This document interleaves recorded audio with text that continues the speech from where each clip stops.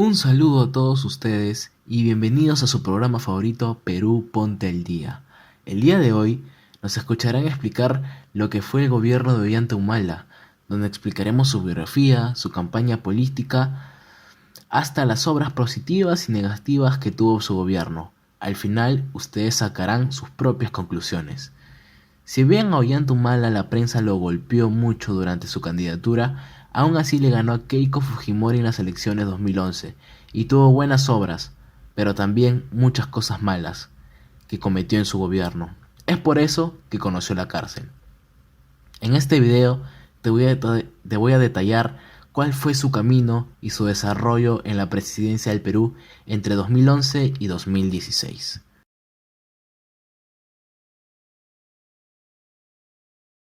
El expresidente Ollanta Humala nació en Lima el 27 de junio de 1962, siendo el segundo de 7 hermanos de sus padres Elena Tasso e Isaac Humala Núñez.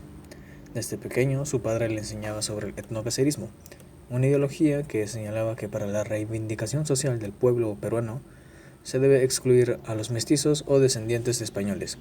Además de esta ideología, le enseñaba sobre el marxismo, el comunismo y muchas otras ideologías similares.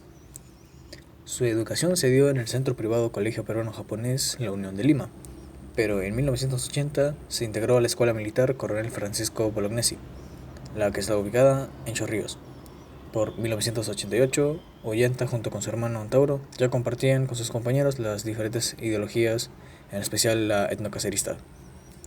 En 1991 ascendió a capitán y en el 92 estuvo a cargo del destacamento de Tingo María en el departamento de Huánuco, donde tomó parte activa en la ofensiva del ejército contra la guerrilla del Sendero Luminoso, donde se cometieron bastantes abusos contra la población en la zona de Madre Mía.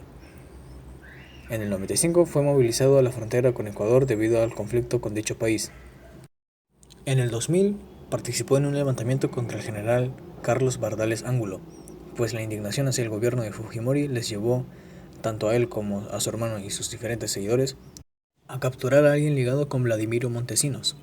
En noviembre de ese mismo año es dado de baja por sus actos y en diciembre se entrega durante el gobierno de Paniagua, pero debido a la opinión pública y a la presión social, el Congreso le cede una amnistía. En el 2005 funda el Partido Nacionalista Peruano, pero no pudo representarlo en las elecciones de ese año por no lograr inscribirlo, por lo que se postuló con el Partido Unión por el Perú. Y aunque logró pasar a la segunda vuelta, no logró ganar las elecciones, perdiendo contra Alan García. Luego de esas elecciones se le presentaron denuncias por las irregularidades en Madre Mía y por el andahuaylazo cometido por su hermano, pero estas acusaciones no llegaron a más. Ollanta Humala llegaría a la presidencia en el 2011 y después de su mandato se le presentarían numerosos inconvenientes. En julio de 2017 fue llevado a prisión de manera preventiva junto a su esposa por las investigaciones realizadas que señalaban que había recibido cuantiosas cantidades de dinero de manera ilícita en 2 ocasiones. La primera durante su campaña del 2006 por parte del gobierno de Venezuela y la segunda por parte de las empresas brasileñas Odebrecht y OAS. La pareja fue retirada de prisión en abril de 2018 por falta de pruebas concretas, pero las investigaciones siguen en curso hasta ahora. Sobre información reciente, hace poco volvió a postular a la presidencia en 2021, pero con toda la controversia sujeta a su persona, no logró pasar a la segunda vuelta.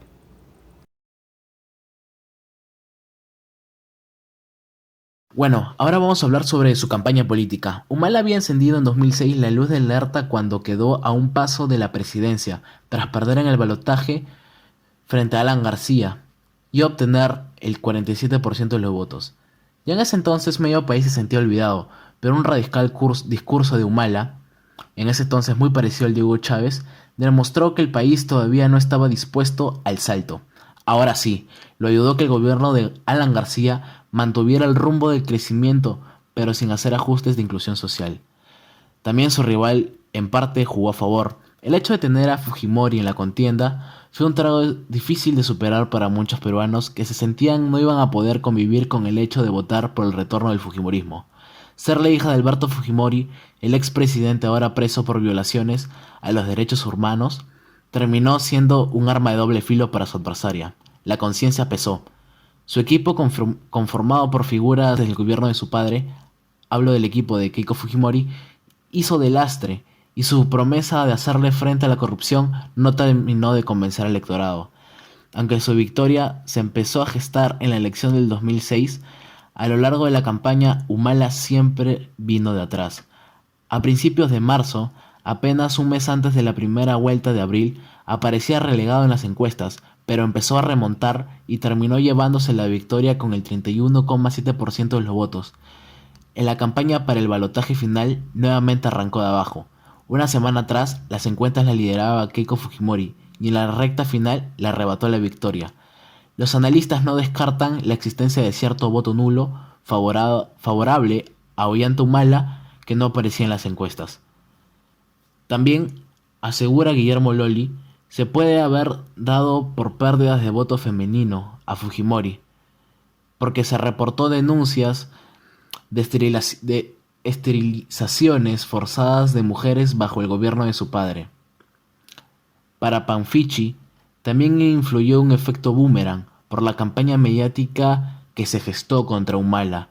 La gente sintió que le estaban pegando por todos lados, lo que terminó por victimizar a Humala, decía Panfichi. El resultado de la elección confirma el divorcio entre Lima y el resto del país. Fujimori arrasó en la capital y Humala consiguió la victoria en la amplia mayoría de las regiones. Es allí donde tuvo una prueba importante. Con cientos de conflictos sociales en todo el país, él debió empezar a desactivarlos. La impaciencia en las provincias puede ser su talón de Aquiles, decía Panfichi. Van a querer que les responda rápido.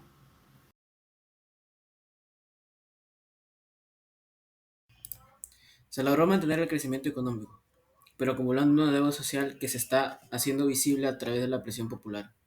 Cumplió con algunas de sus promesas electorales, como la ley de consulta previa, pensión 65, beca 18 y más recientemente con la ley de servicio civil. Asimismo, hay que incluir la estabilidad económica y el crecimiento de estos 2 años de gobierno. La estabilidad económica y todo lo que está detrás o gira alrededor de la palabra economía. Asimismo, si bien aún no estuvieron completamente finalizadas, son de rescatar las nuevas normas ambientales que están en proceso, así como la consulta previa, por lo polémica que sea. Muchos de esos proyectos no culminaron, pero por lo menos un inicio. Se dio cuenta de que había políticas de Estado en las que se debía mantener continuidad. Pese a iniciales dudas, se mantuvo la posición peruana y los responsables de llevarla a la práctica en el tema de la Haya. Se respetó los tratados de libre comercio, en particular el que había cuestionado antes, el firmado con los Estados Unidos. Mantuvo una orientación económica sensata. Aportó como nuevo un mucho mayor énfasis en programas sociales, manejando con una perspectiva técnica y que no ha caído en clientaje y partidismo. El presidente Humala respetó la palabra empeñada en cuanto al mantenimiento de la hoja ruta, que le permitió ganar una segunda vuelta las elecciones del 2011. Ello facilitó que se mantenga el crecimiento de economía, que se respete el Estado de Derecho, la libertad de expresión, que se produzca una disminución, aunque no muy grande, de los conflictos sociales y que, en términos generales, no se hayan producido violaciones de derechos humanos.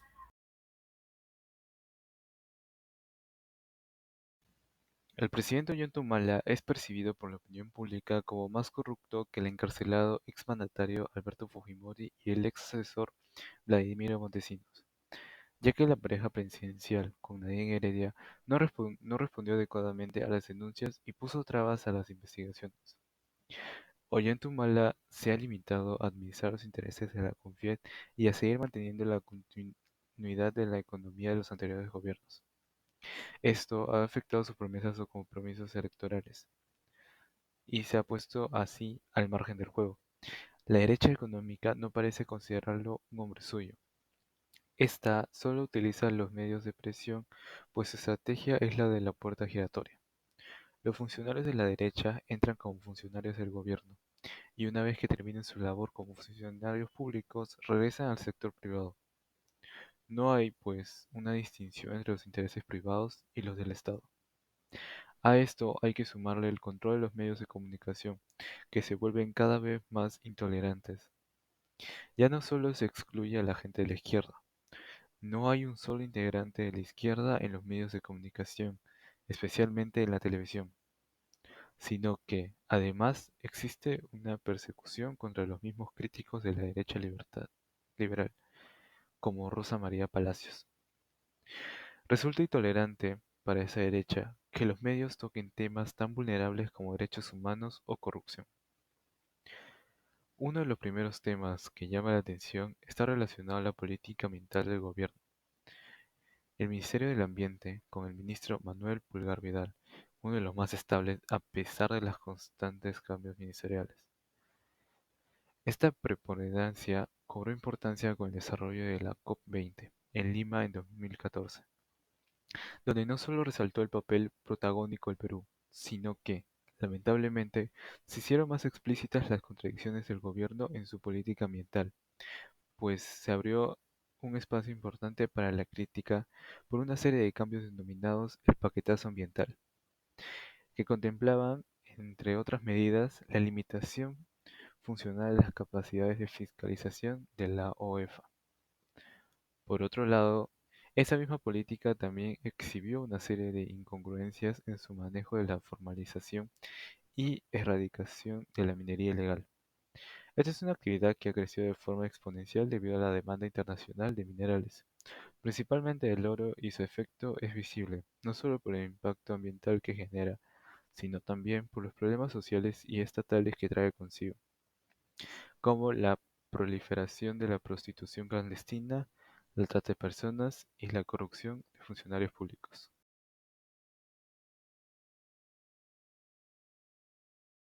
En conclusión, el expresidente Ollanta Humala ha sido bastante controversial tanto por la ideología política de su familia como la suya, además de sus controversias en su vida militar y los varios actos delictivos que realizó durante su campaña y estancia en el gobierno.